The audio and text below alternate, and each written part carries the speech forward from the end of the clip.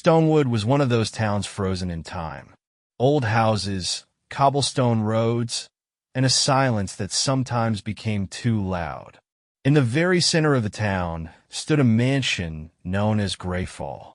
It towered over the other buildings, like a silent witness to other people's lives. Abandoned for decades, this house was shrouded in legends. People said it was alive, that it breathed darkness.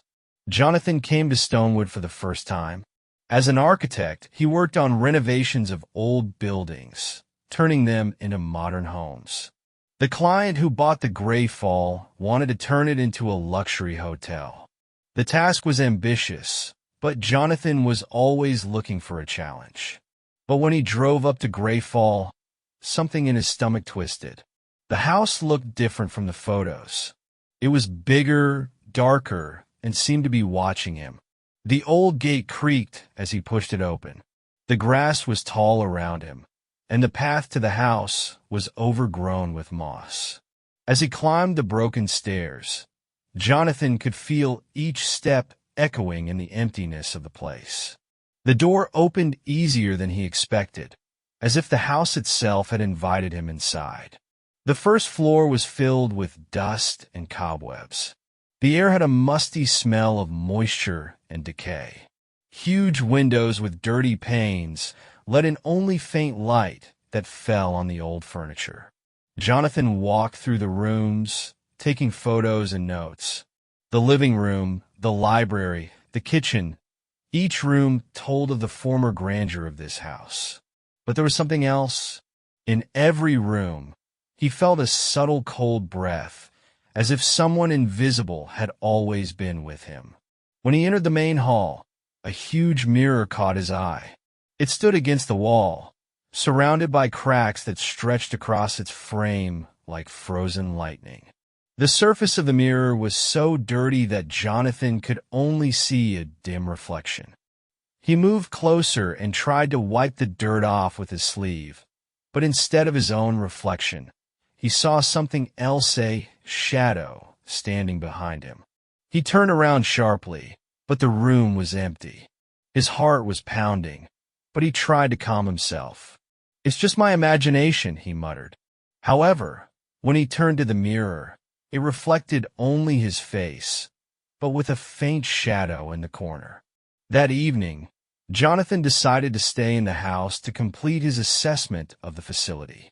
He laid out his drawings and camera in the living room, set up lanterns that barely illuminated the space, and started working. But as night fell, the house changed. He could hear the boards creaking above his head, even though the second floor was empty. A light rustle came from the walls, and the shadows in the corners of the room seemed deeper. Jonathan put down his work and decided to walk around the house to see where the sounds were coming from. He went up to the second floor, where he found a long hallway with a series of rooms. At the end of the hallway was a door that led to the attic. He felt a coldness fill his lungs as he approached it. On the door was a symbol carved into the wood that he hadn't noticed before. When he opened the door, Jonathan saw a narrow staircase leading up. The upstairs space was filled with junk. Old boxes, toys, furniture covered with a thick layer of dust. Among the chaos, he found something strange, a child's drawing attached to a wooden box. It depicted a house with black windows and the figure of a boy standing next to it. The boy's face was crossed out, and instead there were only dark circles. Suddenly, something fell behind him. Jonathan turned around and saw that one of the boxes was upside down, although there was no wind or other explanation for the movement. An old childhood toy, a wooden boat, rolled out of the box. He picked it up, and at that moment he felt the temperature drop sharply. A barely audible whisper swept through the air, and he realized that he was not alone in the house. Returning to the living room, Jonathan tried to find a rational explanation for what had happened. But every noise, every shadow made him doubt. He realized that this house was not just an old mansion. It hid something more, and now he was a part of it. The night in Greythall turned into an ordeal for Jonathan. The house was silent, but its silence had a weight that pressed on his chest. The living room, where he had arranged his belongings, seemed the least hostile place in the house. Jonathan turned on an old lantern and positioned it so that the light created as few shadows as possible. His thoughts kept returning to the boat he had found in the attic. He left it on the table, but even out of the corner of his eye he noticed that the toy seemed to be looking at him. There seemed to be something indescribably disturbing about its stillness. After several attempts to concentrate on the drawings, Jonathan gave up and decided to distract himself by walking around the house again. The corridors of the second floor seemed endless. Jonathan passed rooms that were still closed. His hand slid along an old wooden wall, and he noticed strange carved symbols similar to those on the door to the attic. The symbols looked old, almost worn away, but their shape gave him a strange sense of déjà vu. One of the doors was ajar. Jonathan looked inside and saw a bedroom. There was only a bed covered with a moldy blanket and a small night table. On the table was an old lamp and a book with a tattered cover. He picked up the book and opened it, noticing a child's handwriting intertwined with the words, "Don't forget me." Suddenly, he heard something behind him creak. He turned around and saw the door slowly closing by itself. Jonathan hurried to the exit, but the door slammed shut against him with a force that seemed inhuman. He remained in the room, with only the faint light of the lamp casting shadows on the walls. The shadows began to move. At first they were only subtle changes, but then they began to merge into silhouettes. Jonathan felt a coldness envelop the room. One of the silhouettes separated from the wall and became almost tangible. It was the figure of a child, with empty eyes, looking directly at him. "You shouldn't be here," she whispered, but her voice sounded both childlike and adult, as if two voices had merged into one. Jonathan tried to step back, but he hit the bed and fell, his breathing rapid and ragged.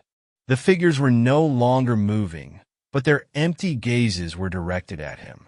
At that moment the lamp went out, and the room plunged into darkness. In complete silence, Jonathan heard something like a breath gradually approaching him. His hands felt for the book he had been holding earlier, and, gathering all his courage, he threw it in the direction of the sound. On impact, the lamp suddenly burst into flames, and the shadows disappeared as if they had been swallowed up by the room. Jonathan stood up and ran to the door. It opened easily now, and he stepped out into the corridor, out of breath. But instead of feeling relief, he felt a new wave of fear. The corridor looked different. The walls seemed to have changed their position, and now the door through which he had come had disappeared. Downstairs, in the living room, the ship was no longer on the table. It was on the floor, right in the middle of the room. Jonathan felt desperate, but at the same time he knew that the house would not let him go until he understood what this shadowy force wanted from him. He decided to return to the attic. Something told him that the answers were there. But with each step up the stairs, he felt the house become alive. The walls seemed to breathe, and the stairs creaked under his feet as if in protest. When Jonathan reached the attic, he noticed that the box he had found the ship in was now empty. But at its bottom was a carved symbol, similar to the one he had seen on the door. It was a key that would lead him to the next part of the puzzle. And then he heard the same whisper, which sounded clearer now. "Help me." Jonathan stepped into the attic, feeling the house seemed to shrink around him. The symbol on the bottom of the box pulsed with a faint light that seemed almost alive. He gently ran his finger along the engraved lines and felt a coldness that penetrated his hand to the bone. The whispering became clearer. It was words now, and though they were in an unfamiliar language, their rhythm was almost hypnotic. "Who is it? What do you want?" Jonathan shouted, but only an echo answered him. Something moved in the corner of the attic.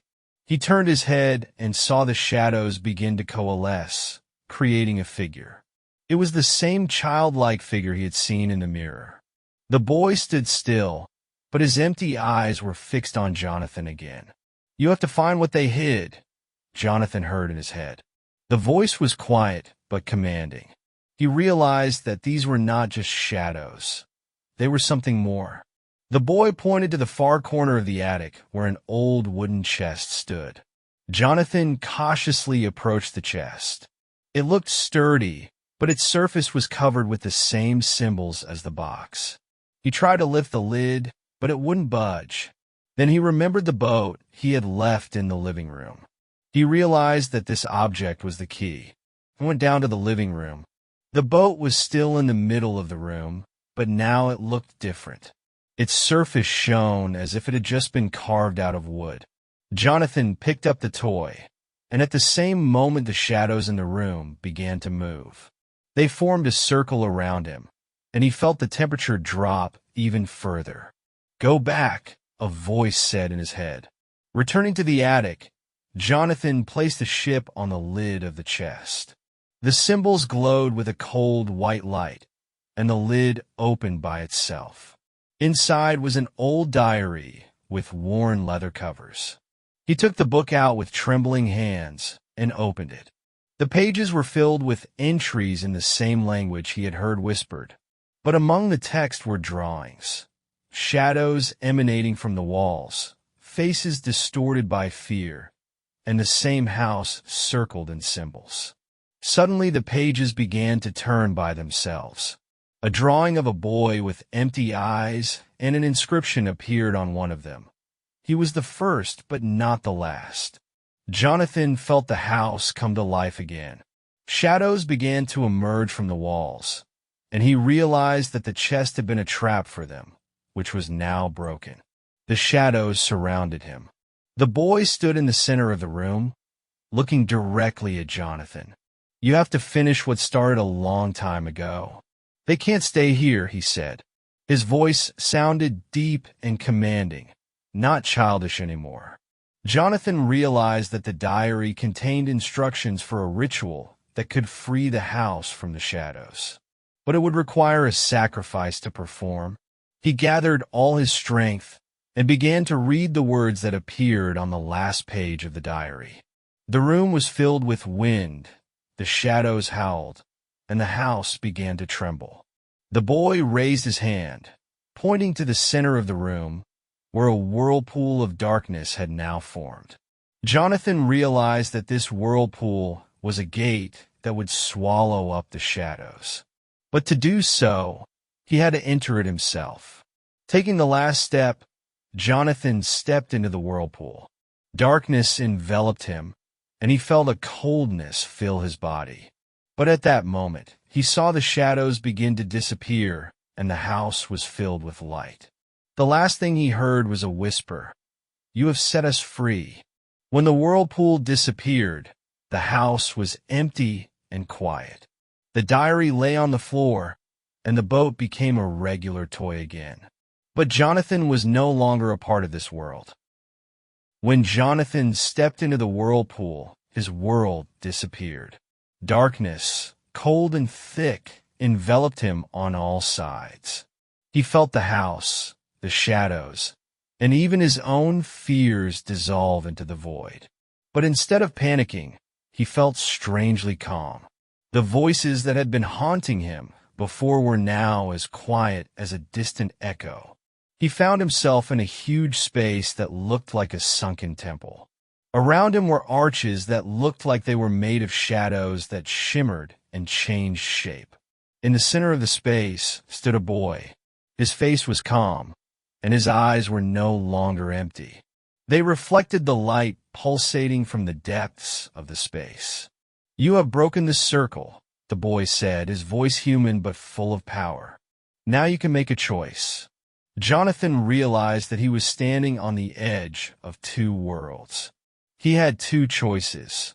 He could stay here, in this space, and become a guardian to keep the shadows under control, or he could return to the world of the living, but leave a part of himself in this place.